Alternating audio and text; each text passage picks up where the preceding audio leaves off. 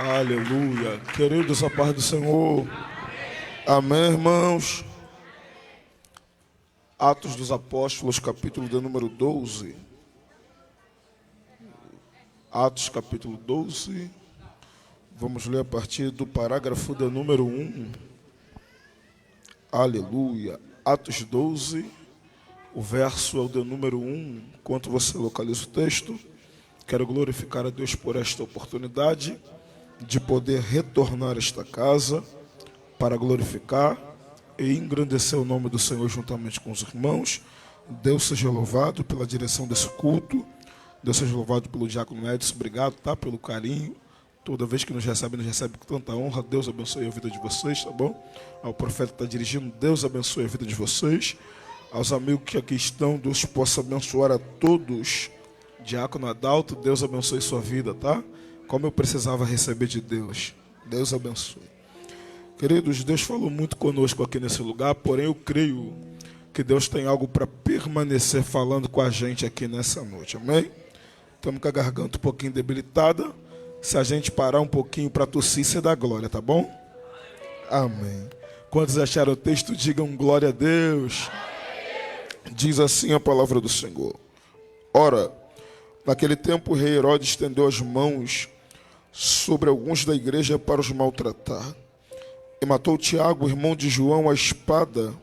E vendo que isto agradava os judeus, prosseguiu prendendo também a Pedro. E era o dia dos pães asmos. E havendo prendido, entregou na prisão, entregando sobre 4 escoltas de 4 soldados cada uma, para guardar-se, querendo apresentar ao povo depois da Páscoa. Portanto, Pedro era guardado na prisão, mas a igreja fazia oração sem cessar por ele a Deus. E você se assenta, glorificando e exaltando aquele que é digno de toda a honra, toda a glória e também de toda a adoração. Queridos, o livro de Atos dos Apóstolos é bem peculiar e propício no que tange para nós falarmos acerca de missão. Uma vez que esse livro narra o nascimento, crescimento e o desenvolvimento da igreja primitiva. Livro este que também é conhecido pelos teólogos como o livro histórico do Novo Testamento, porque fato é que este livro narra o início da igreja de Cristo. É bem verdade que logo no capítulo de número 1, Cristo se apresenta para os apóstolos, que outrora eram discípulos, e vai passar algumas instruções, ou melhor dizer, as últimas instruções do ministério terreno de Cristo, porque ele vem no período da sua ascensão, período esse que ele permanece 40 dias na terra após ter ressuscitado. É interessante falar que no meio desse discurso, os apóstolos que outrora eram discípulos vão parar, interromper o discurso e vão fazer uma pergunta. E a pergunta é nesse tempo que o Senhor restaurará a Israel?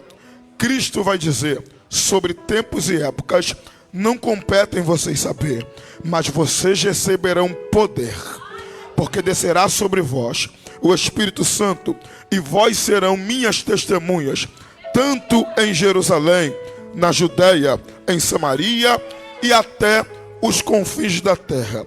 Depois desse discurso, a Bíblia diz que Cristo é tomado numa nuvem e sobe ao céu. Agora, os apóstolos se reúnem numa assembleia na direção de Pedro, que é o líder dentre os apóstolos, e Pedro vai dizer um sermão, e o sermão é: precisamos colocar alguém no apostolado, no lugar de Judas, uma vez que o mesmo se precipitou para cumprir aquilo que o salmista profetizou acerca dele.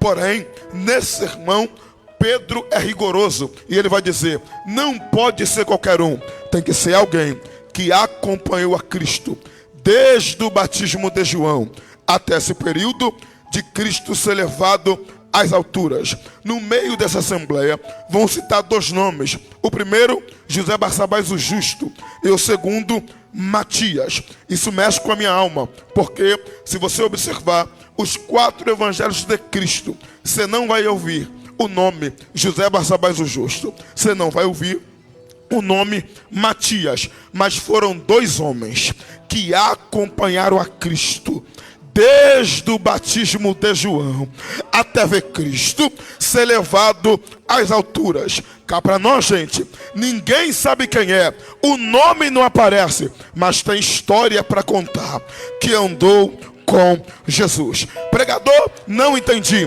Talvez alguém está olhando e está dizendo: quem é José Barsabás? Quem é Matias? Nunca ouvi falar. Da onde ele veio?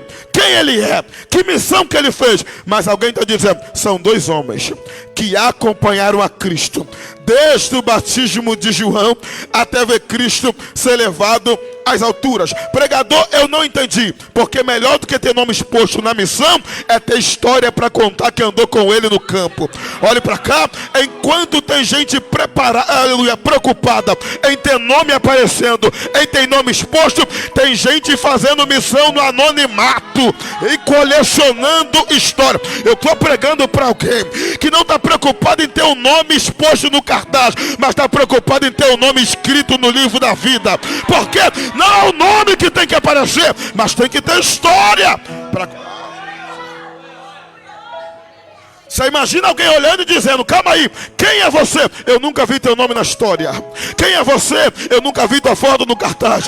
Quem é você? O teu nome nunca apareceu. E alguém talvez está olhando para eles e dizendo isso, e eles vão dizer: você pode não conhecer quem sou eu, mas quando ele andou por cima das águas, nós estávamos lá. Aleluia. Quando ele chegou em Betânia, depois de 4 dias, ele gritou: Lázaro, vem para fora. Eu também estava lá. Quando ele chegou em Naim e disse: menino, a ti te digo, levanta, eu também estava lá. O meu nome não aparece, porque quando eu estou na presença dele, eu não me preocupo com o meu nome, eu me preocupo em que ele cresça, que ele apareça, que diminua Douglas, mas que Cristo apareça. Aleluia. Só que quem olha para esses dois homens, para a gente poder chegar no texto, quem olha para esses dois homens certamente iria cravar que o escolhido seria José Barsabás. Pregador, por quê? Porque a maioria das vezes que a Bíblia fala nome e sobrenome no Novo Testamento, a Bíblia está falando de alguém que tem uma grande influência, ou seja, alguém que vem de uma grande linhagem, de uma família que tem sangue azul. E cá para nós, alguns historiadores afirmam que quem é esse José Barsabás aqui, ele tem um parentesco muito grande com o grande senador da época, a saber, José de Arimateia, pelo qual foi o mesmo que emprestou o sepulcro para que Cristo ficasse lá 3 dias. Ou seja, quem está olhando de fora está dizendo: nunca que o escolhido vai ser Matias. O escolhido vai ser José Barsabás. Por quê? Quem é o padrinho de Matias? De que família ele veio? Da onde ele é? Aleluia. Quem indicou?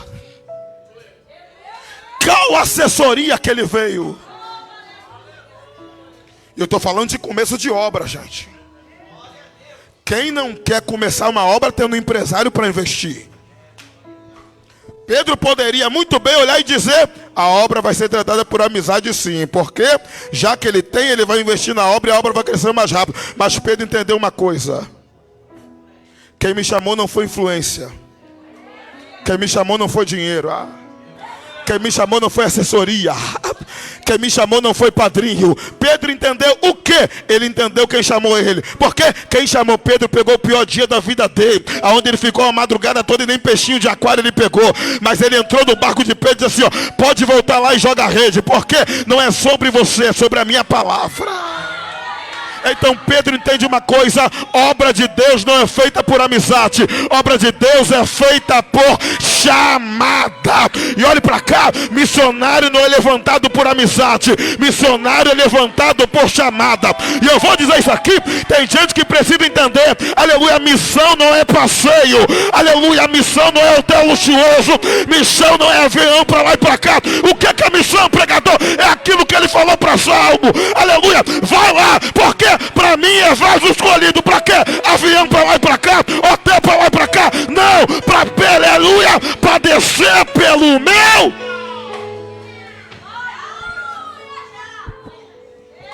Pedro joga a sorte, a sorte cai em Matias. E o texto no capítulo de número 1, versículo, no final, o último versículo do capítulo 1 diz assim, ó: e tendo posto Matias no apostolado, ponto, termina o capítulo 1. Sabe como é que começa o capítulo 2? E cumprido esse dia do Pentecoste. Estavam todos reunidos no só mesmo lugar. De repente veio um som, como de um vento veemente e impetuoso, e encheu toda a casa. E todos foram cheios do Espírito Santo e começaram a falar em outras línguas, como o Espírito lhe concedia que falasse. Isso aqui deu um nó na minha cabeça, diácono Adalto. Por quê? O porquê que o Espírito só desce depois que Deus coloca Matias no apostolado? Era Deus mostrando para Pedro: Pedro, o Espírito só desce. A promessa de Joel só acontece quando tu trata a obra por chamada e não por amizade. Você entendeu? Aqui ainda não é o início da igreja. Aqui Deus reveste os líderes para depois iniciar. Por quê? A igreja não poderia se iniciar com o Espírito descendo. A igreja se inicia depois que Pedro prega. Porque Pedro é o pastor. Como é que inicia sem ovelha? E o sermão que Pedro prega não é um sermão que amassageia ego. É um sermão duro, reflexivo e confrontante. E é interessante falar isso aqui, porque o sermão que Pedro prega é duro, porém o saldo é positivo. São 3.000 almas que se convertem. A mensagem é dura, mas houve conversão. Porque eu aprendi uma coisa, aleluia, o resultado da mensagem não é aplauso. O resultado da mensagem é almas. E olhe para cá, Pedro não negociou valores mudando a mensagem para agradar a plateia. Pedro pregou o que Deus mandou só falar, falou e acabou, e o saldo é positivo. Capítulo 3, Pedro sobe a Jerusalém. Isso aqui é muito sério. Vou devagarinho aqui para tu entender.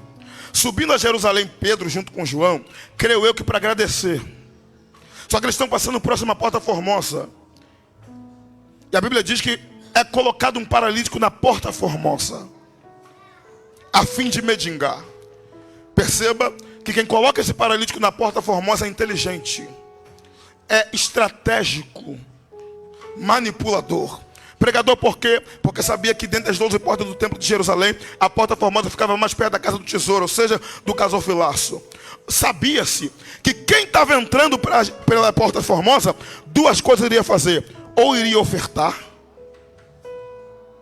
ou iria comprar azeite e vinho que vendia no templo.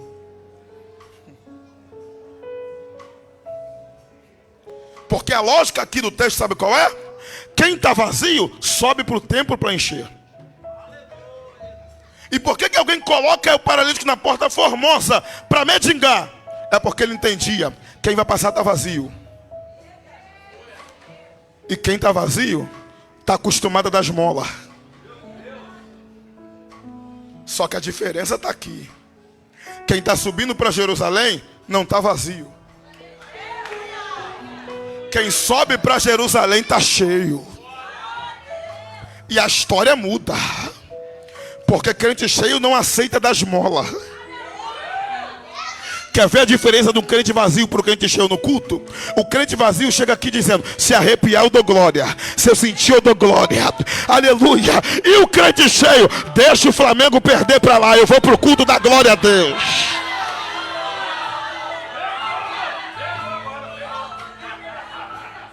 Você entendeu? O crente vazio espera chegar no culto para cultuar. O crente cheio já vem de casa cultuando para chegar aqui queimar.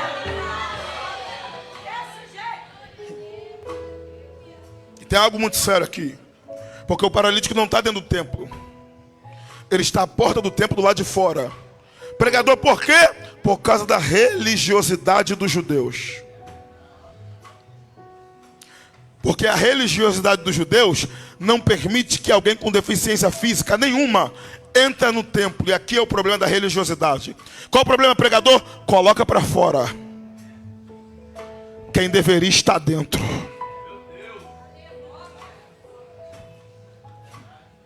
Pedro e João estão vindo. O paralítico percebe e grita: dai-me uma esmola.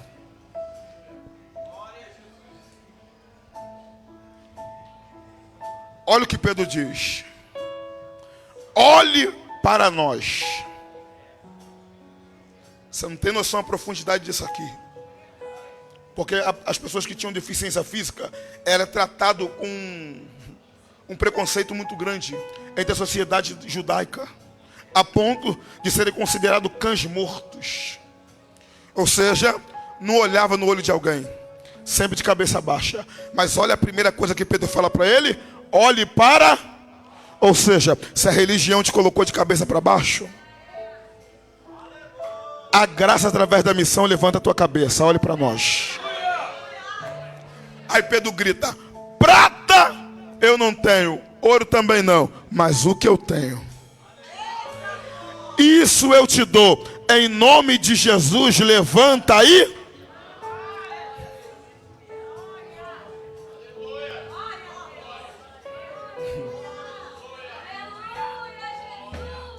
Levanta e anda. Porque crente cheio não sacia momento, crente cheio muda história. Porque se dá esmola, uma hora acaba. E o levanta e anda, pregador, pega alguém que a religião colocou para fora do culto e coloca ele dentro do culto de novo. Se você soubesse que crente cheio consegue fazer coisas extraordinárias, você nunca ficaria vazio, você continuaria sendo cheio. E eu vou a fundo aqui, talvez você vai até tomar um susto, mas depois eu te provo na Bíblia. Crente cheio consegue fazer coisas que nem anjo consegue fazer. Pregador, o que é isso? Irmãos, olhe para cá.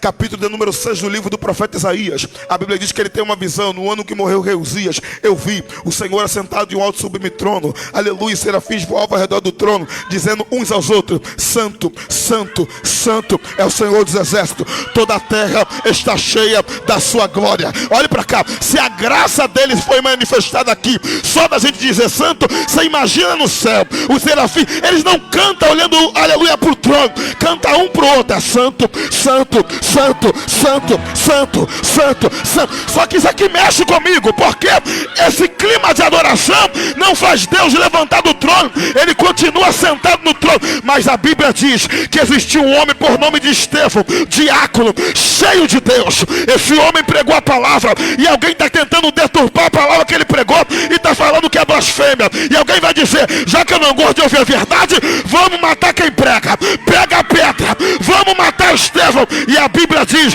que Estevão toma pedrada, e tomando pedrada ele vai dizer: eis que eu vejo os céus abertos, e aí eu vejo Cristo de pé, de pé, de pé, à direita do... Tu entendeu? Para anjo ele está sentado, e para crente feio está de pé, está de pé. Só quem tem boca pode dar glória, só quem tem mão para levantar. Reache, vai, porque tu crente cheio consegue fazer Deus se colocar de pé, se colocar de pé. Abra tua boca. Que mandará xandaraia. Oh, aleluia.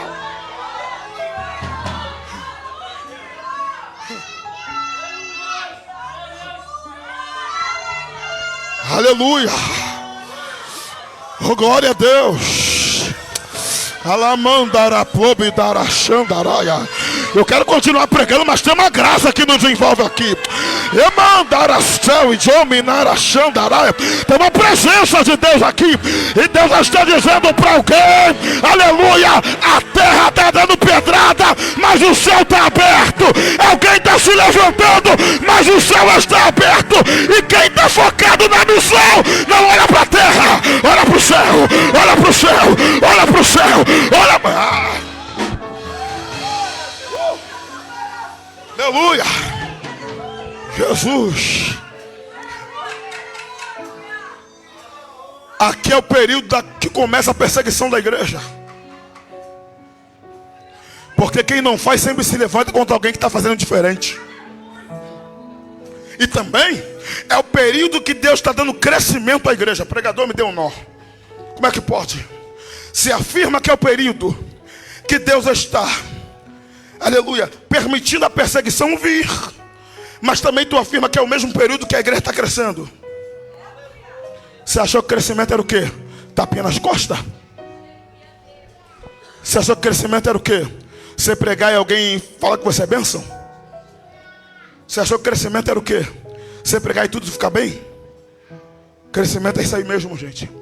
Você vai pregar uma palavra de vida e alguém vai se levantar contra você. Crescimento? Aleluia. É você mostrar o caminho e alguém dizer: tu é chato demais. Crescimento é amar e ser traído. Crescimento é estender a mão para ajudar alguém e alguém ser tão ingrato para dizer: eu não pedi tua ajuda. E por que tudo isso é crescimento, pregador? É porque tudo isso aconteceu contigo e tu não parou de ser crente, tu continua crente, tu continua de pé, tu continua maduro para poder entender. Mas sabe qual é o nosso problema? É achamos que vamos crescer e tudo vai dar certo. A maior evidência do crescimento é quando alguém se levanta contra a nossa vida. Há um ditado popular que nós temos mania de chamar e trazer para a igreja sem interpretar corretamente, dizendo que ninguém taca pedra em árvore que não dá fruto, não é verdade? Só que o nosso pensamento é tão raso que nós pensamos que alguém só pega uma pedra e taca na árvore porque está dando fruto. Por quê? Porque as pessoas pensam que o fato de eu pegar uma pedra e tacar na árvore é porque eu quero fruto. Nunca foi. Existe só um motivo pelo qual eu pego uma pedra para tacar na árvore. Qual o motivo, pregador? É porque nunca a estrutura que a árvore tem se equipara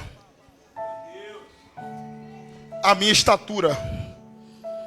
Porque se a árvore fosse do meu tamanho, para que pedra? Pegaria com a mão. E por que eu pego uma pedra para atacar na árvore? É porque para mim é mais fácil ferir de longe do que atingir o nível que a árvore atingiu. Você não entendeu não? Só estão tacando pedra porque para eles é mais fácil te queimar na rede social, aleluia, do que buscar o que tu busca. Aleluia. É mais fácil jogar piada para lá e para cá, querer falar mal da tua vida, do que chegar no nível que você atingiu. Olhe para cá, deixa quem quiser falar, não desça até o nível para agradar ninguém.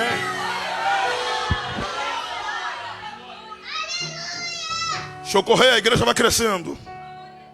Opositores se levantam. Há quem diga que o maior opositor da igreja primitiva é Saulo de Tarso. Eu discordo. Porque Saulo de Tarso, para poder perseguir, tem que pedir autorização, carta. O maior opositor está aqui, Herodes, no capítulo 12. Por quê? Porque Herodes é um cidadão romano que governa Israel. E cá para nós, esse cidadão que comanda Israel, ele acha que pode fazer o que quer. Então, na investida que ele dá, antes dele querer pegar os liderados, ele vai nos líderes. Pega Tiago, irmão de João, e mata a espada. E o texto diz assim, vendo que isto agradou quem? Os romanos? Os judeus. Prosseguiu prendendo também grave isso para a tua vida aqui. Eu estou falando que um homem romano que governa Israel está matando um judeu e os próprios judeus estão se alegrando com a morte do irmão. Deixa eu dizer uma coisa aqui, talvez você não vai gostar de ouvir também, não estou preocupado com isso aqui. O inimigo não teria tanta força se ele não tivesse aliado no meio dos crentes. Pregador tem aliado no meio dos crentes, tu acha que não? Se tu fala mal da tua liderança, tu é aliado de quem? De Deus? Se tu mete a língua para falar do mal do teu irmão, tu é aliado de quem? Do Espírito Santo? Nós somos um povo que tem que ser unido, irmãos. Para a missão acontecer, aleluia, é os joelhos que se dobram, as mãos que abençoam e os pés que vão. Mas tem gente que não ora, não abençoa, mas está preocupado com alguém que está indo. Ele ganha força, porque ele tem aliado entre os oprimidos.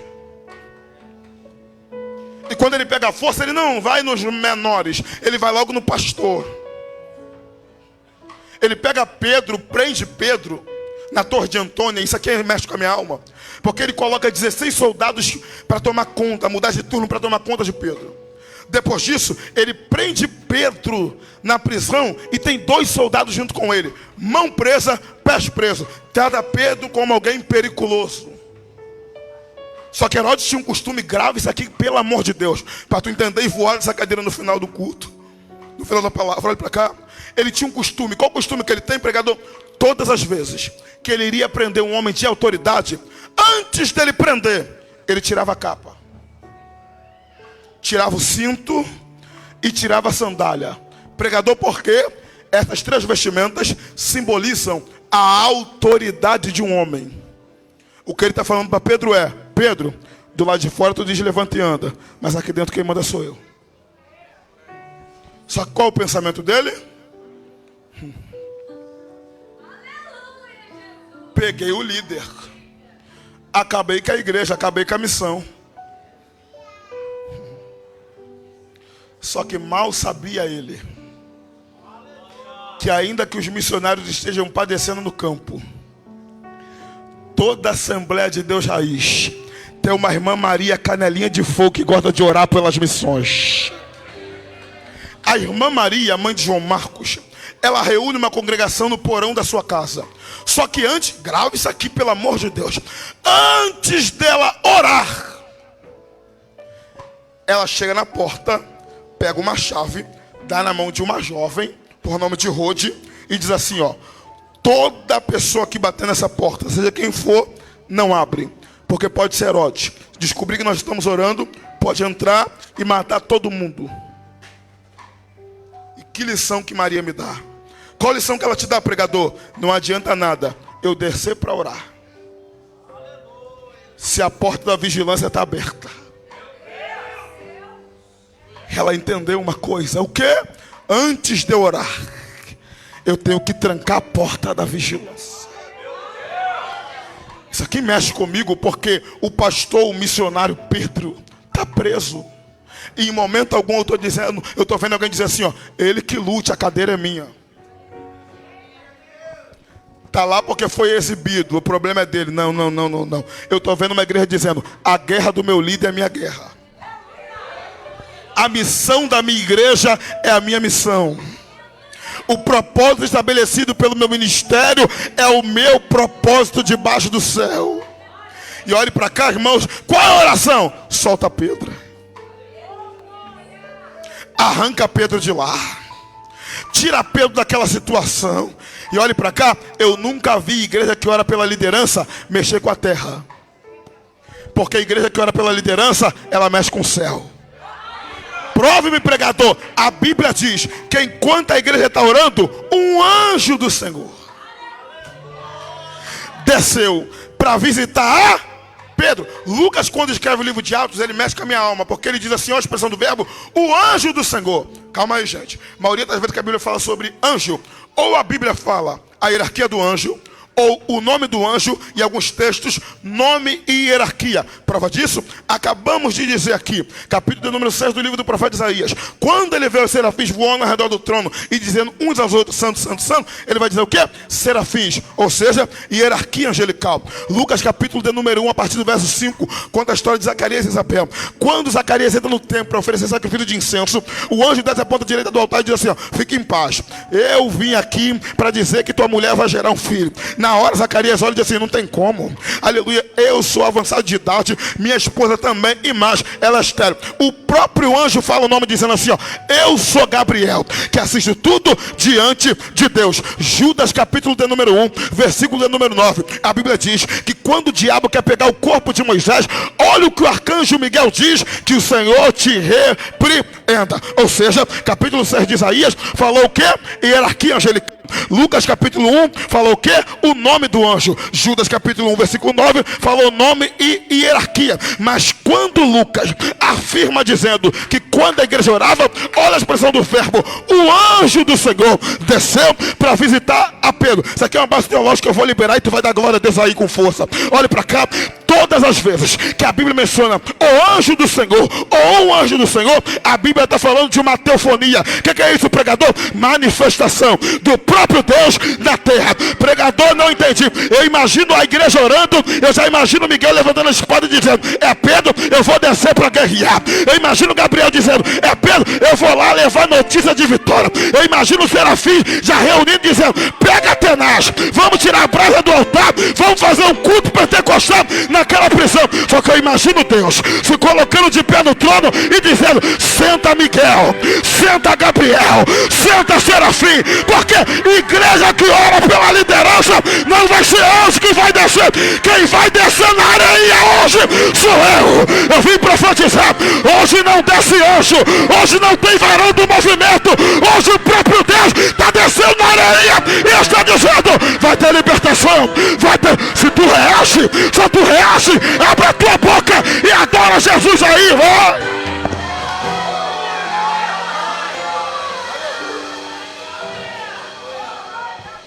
Tem horas que anjo resolve, tem horas que o varão pelejador resolve, mas tem horas que o próprio Deus tem que descer para acabar com a bagunça de Herodes. Herodes e dizer: o poder está na minha mão. Herodes, tu não toca em quem eu levantei.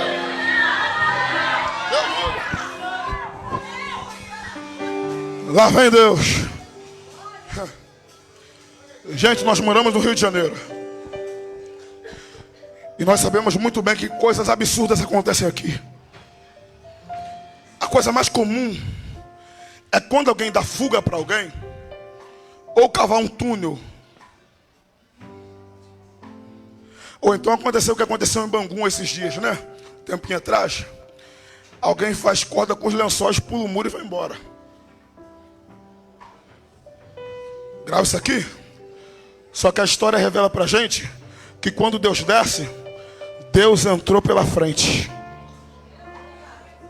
Grava isso aqui que daqui a pouco tu vai dar glória. Só que olhe pra cá, gente. Só tem um motivo pelo qual Pedro está vivo. Qual o motivo, pregador? É porque quando Pedro foi preso, estava acontecendo a festa dos pães asmos. Nós lemos no texto. Ou seja, a Páscoa. E na Páscoa eles têm um costume de colocar 2 homens que estão para ser condenados à morte. E o povo tem a opção: salva um e mata o outro. Herodes está tão endemoniado contra a missão da igreja que ele vai prender Pedro e vai deixar Pedro guardado, porque ele não quer pensar em hipótese alguma que Pedro poderia ser solto. Só que a madrugada que Deus desce antecede a manhã seguinte. E a manhã seguinte não é Páscoa. Então Pedro sabe muito bem que ao amanhecer, alguém vai matar. Se eu sei que alguém vai me matar amanhã de manhã, é a madrugada toda de guerra pedindo perdão, não é verdade? Só que a Bíblia fala pra gente que quando o anjo, a teofonia, quando Deus chega na prisão, sabe o que Pedro está fazendo, irmãos? Dormindo.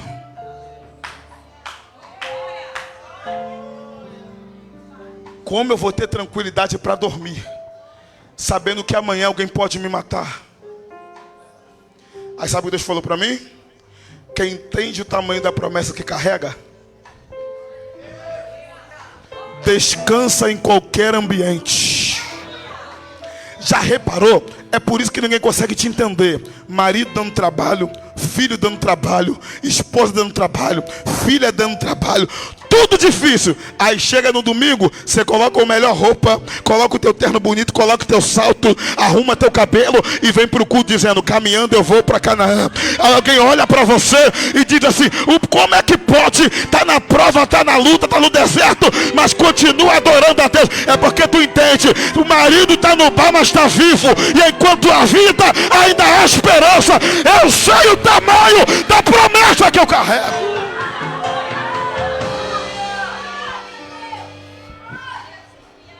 Porque tem gente que acha que o teu deserto é lugar de morte. Se deserto fosse lugar de morte, ela tinha 3 coisas: capela, cemitério e cafezinho. Não tem.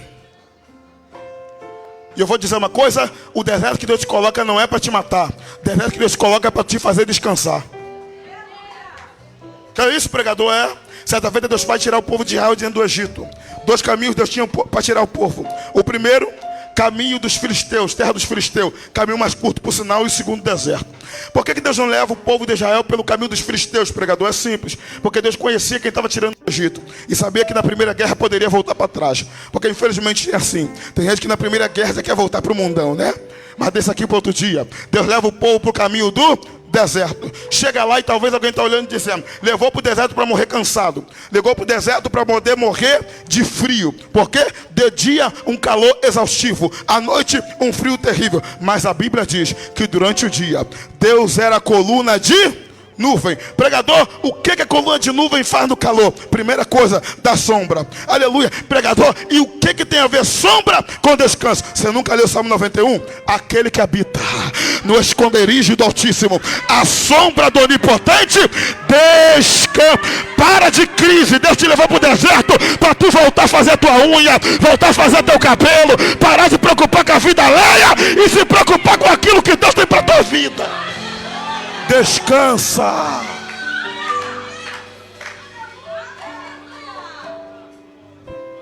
Pregador, que promessa é essa que faz Pedro descansar na prisão? Você gosta de Bíblia? Também gosto. Capítulo número 16, versículo 13 do livro de Mateus. Jesus, certa feita, está andando com os discípulos. Para e pergunta: olha, quem o povo diz que eu sou? Uns vão dizer João Batista, Elias, outros Jeremias e outros: tu é apenas um grande profeta. Aí Jesus diz: e vós?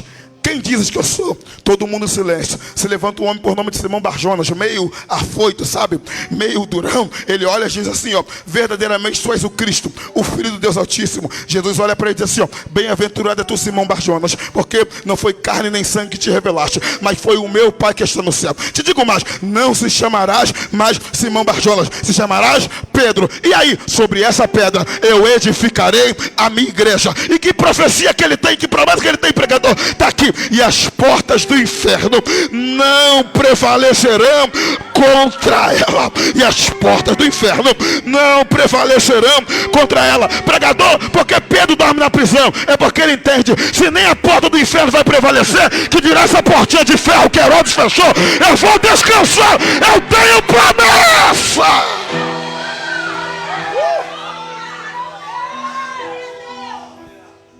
Lá vem Deus para a gente fechar. Pedro, levanta. Você imagina Pedro espreguiçando, né? Que somos do justo é assim: está na guerra, mas dorme, que é uma beleza. És tu, Senhor? Sou eu mesmo, Pedro. Levanta, se recompõe, homem. Pedro se coloca de pé. Aí olha o que o texto fala para mim agora. Quando Pedro se levanta, o anjo, o Deus, olha para Pedro e diz assim, ó: Pedro, se veste. Você está comigo na mensagem, né? O porquê que Deus está mandando Pedro se vestir? Se quando Herodes prendeu, Herodes pegou cinto, capa e sandália.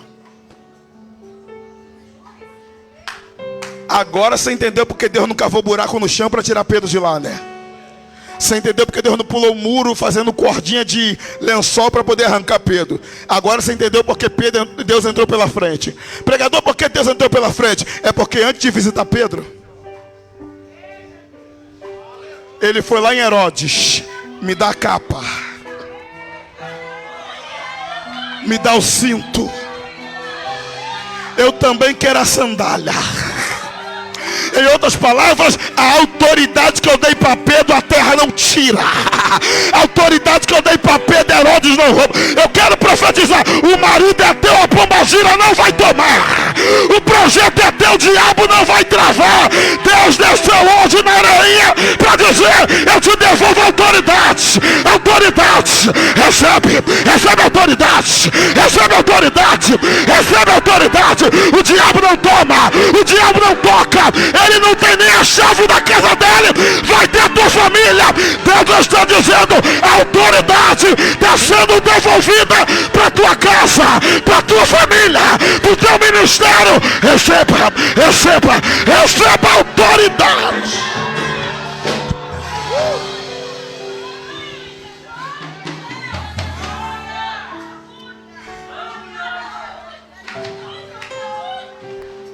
Que negócio é esse que tu vai botar tua filha para ir embora?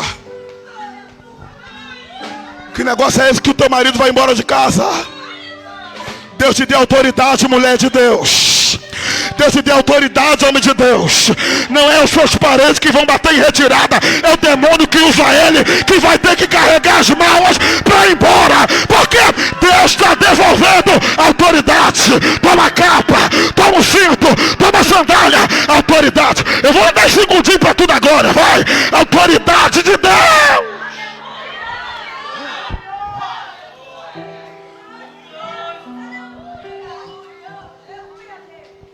Sai daqui entendendo.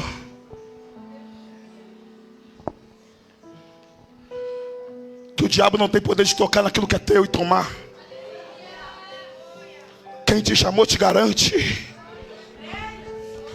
Quem te deu a capa quem te deu o cinto, quem te deu a sandália, quem te deu a autoridade, está dizendo, ainda que o diabo pegue por alguns minutos, não tem problema, eu mesmo desço pessoalmente para resolver com ele. Deus está dizendo, o ministério é teu, a depressão não vai tomar, o ministério é teu, a ansiedade não vai tomar, o casamento é teu, o diabo vai ter que bater em retirada. Eu quero profetizar para você, ainda que o diabo tentou tirar da tua mão aquilo que é teu, Deus hoje me trouxe aqui com autoridade para dizer, recebe de volta o que é teu, o diabo não vai tocar, tem autoridade, tem uma igreja que ora, a missão vai acontecer.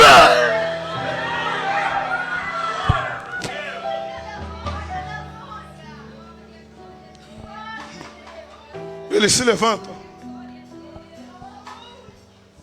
saem da prisão. E o texto diz uma coisa muito séria. Eles passam por 2 sentinelas. Na terceira sentinela o portão abre automaticamente.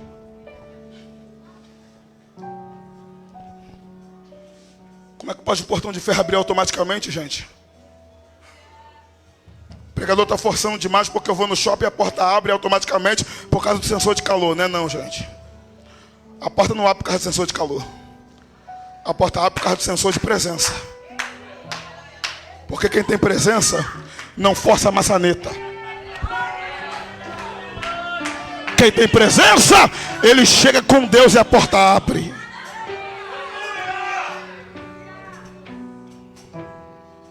A porta se abre, eles vão embora. Deus volta para o céu. Pedro vai na porta da igreja bater. Creio eu que ele bate e ainda chama, porque o texto diz que Rode reconheceu a voz dele. E uma jovem menina está posicionada para nos dar uma lição. Ela sabe que é Pedro. Sabe que Pedro é o motivo da oração. Sabe que Pedro bater na porta é a conclusão da oração que alguém fez para o missionário voltar do campo. Ela está com a chave na mão, mas não abre a porta. E cá para nós, eu glorifico a Deus por isso. Pregador.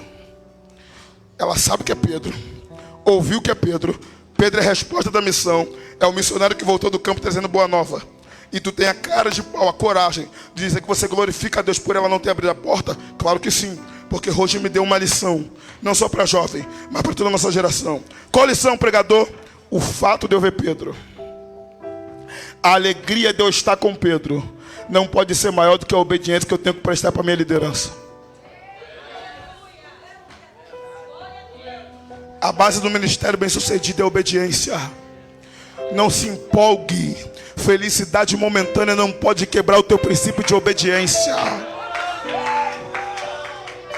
Porque quem é obediente não é levado pela emoção, é levado pela razão. Ela entendeu uma coisa: Pedro, eu vou ver de novo porque Deus abençoou. Só que se eu quebrar o princípio da minha autoridade, da minha liderança, eu posso ficar em maus lençóis. Então o que ela entende? Melhor do que ficar alegre por abrir a porta para alguém que chegou, é eu prestar, aleluia, obediência para alguém que me... E olhe para cá, não é fácil não, tá? Porque ela tem que descer no meio de uma oração. Irmão, mexe com tudo na face da terra, mas não mexe com essas mulheres que oram, não. Você imagina ela chegando dentro de uma oração forte. Irmão, sem demagogia, é uma oração tão poderosa que Deus já manifestou o céu. Você entendeu isso aqui? É alguém que está orando pelo líder que está padecendo no campo. Você imagina essa oração, como eu queria estar lá. E você imagina uma jovem chegando e dizendo: Maria, para de orar. Rode, me dá um bom motivo para você pedir minha oração. Posso falar, Maria? Você fala. Mas o motivo tem que ser bom. Senão vai para o banco. Só estou dizendo que você não tem mais motivo para orar. Me dá um bom motivo para eu não orar mais. É que a resposta da tua oração está batendo lá na porta.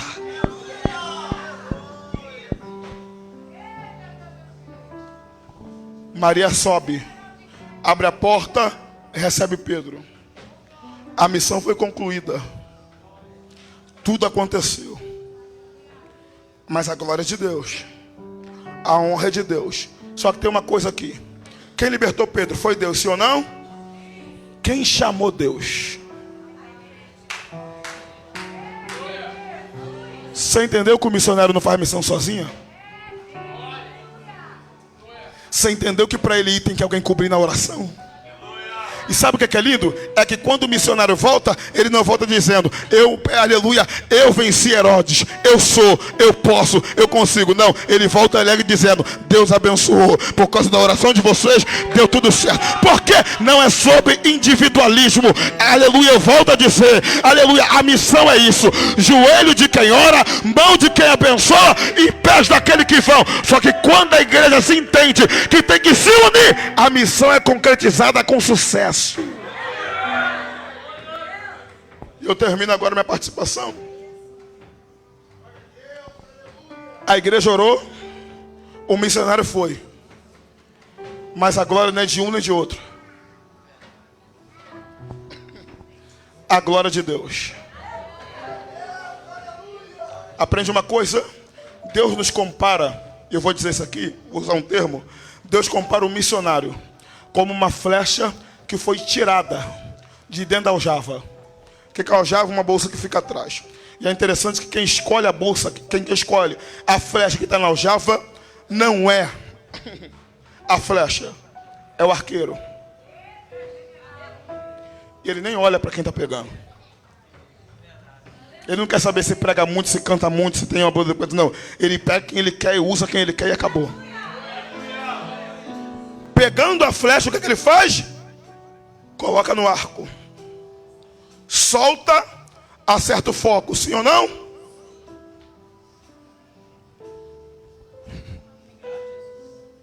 A flecha acerta o alvo, não acerta? Ele ganhou o prêmio porque acertou o alvo, sim ou não? Quem sobe no pódio para pegar o troféu ou a medalha? É a flecha? É o arqueiro, né? Entendeu quem você é? Tu só é flecha, mas o arqueiro é ele. Deus abençoe.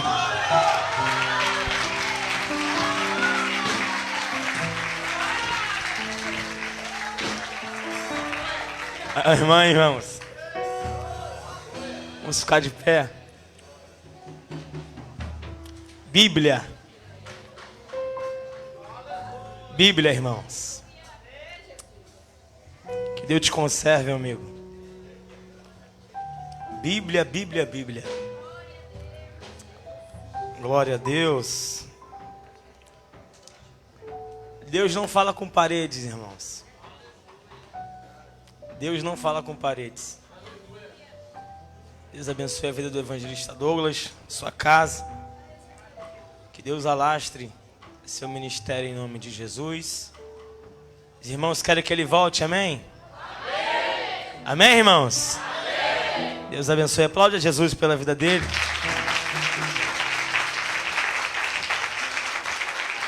Glória a Deus. Tem alguém para Jesus aqui? Tem alguém que não é cristão nessa noite? Todos somos cristãos, irmãos. Todos servimos a Cristo. Então, amém. Deus abençoe todos vocês. Os nossos irmãos internautas aí do Facebook, do YouTube. Deus abençoe. Amém. A cada um de vocês, aos nossos visitantes.